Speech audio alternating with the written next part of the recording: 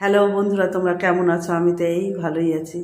তো আজকে ভাবছি একটু ছাতু রুটি করব। তো ছাতু রুটি কেমন করে করছি তোমাদের সাথে শেয়ার করছি। ছাতু রুটি করতে লাগতে এই যে ছোলার ছাতু নিয়েছি, ছোটো বাটি 1 বাটি। আমি বেশি পরিমাণে করব না, তো অল্প করব বলে অল্প নিয়েছি।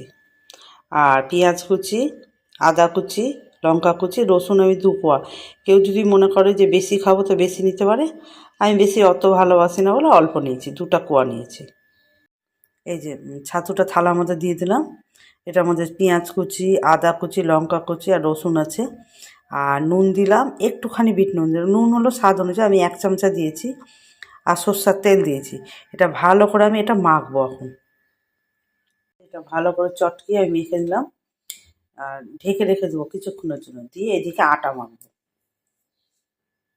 এই যে একটু সাদা তেল দিলাম, নুন দিলাম, আর হলো একটু চিনি দিলাম, দিয়ে আটাটা ভালো করে মাখবো। যেমন লুচির ময়ামটা মাখে তেমনভাবে আটাটা মাখবো। আর ছাতুতে আমি বলে দিয়েছি ভুল করে হলুদ হলুদ পড়বে না, মানে মুখ দিয়ে বেরিয়ে গেছে, যেহেতু নুন হলুদ একসাথে বেরায় কথাটা, ওই জন্য হলুদ বেরিয়ে গেছে।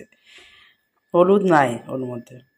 এই যে আটাটা আমি মেখে নিলাম এবং লিচি কেটে নিলাম, দিয়ে এরকমভাবে কিছুক্ষণ রেখে দেবো ঢেকে। তারপরে আমি 10 মিনিটের মতো ঢেকে রেখে দিচ্ছি, তারপরে আমি তৈরি করছি। 10 মিনিট পর চলে এলাম, গোল গোল এই যে বাটির মতো আমি করে নিয়েছি। দিয়ে এই ছাতুটা ওর ভিতরে আমি ভরে দেবো। এই যে ভরে দিয়েছি ওর ভিতরে। এখন রুটির মতো ভাজবো। তার আগে আমি এর সাথে আগে চাটনি, এর সাথে খাওয়ার জন্য একটা চাটনি লাগবে। এবার চাটনিটা কীরকম করে করছি, চাটনিটা আগে আমি শেয়ার করে নিচ্ছি।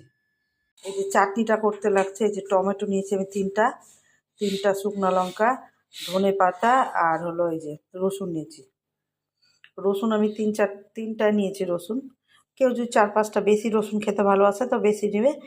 আর টমেটো আর শুকনো লঙ্কাটা আমি এখন পুড়াবো। এই যে চাটনিটা আমার রেডি হয়ে গেল। চাটনিটা করলাম।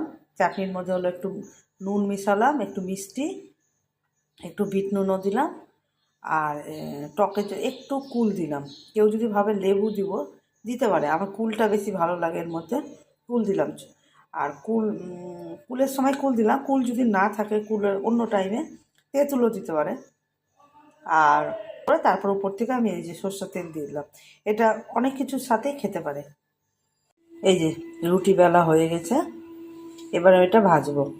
এই যে রেডি হয়ে গেছে ছাতু রুটি আর এই যে চাটনি।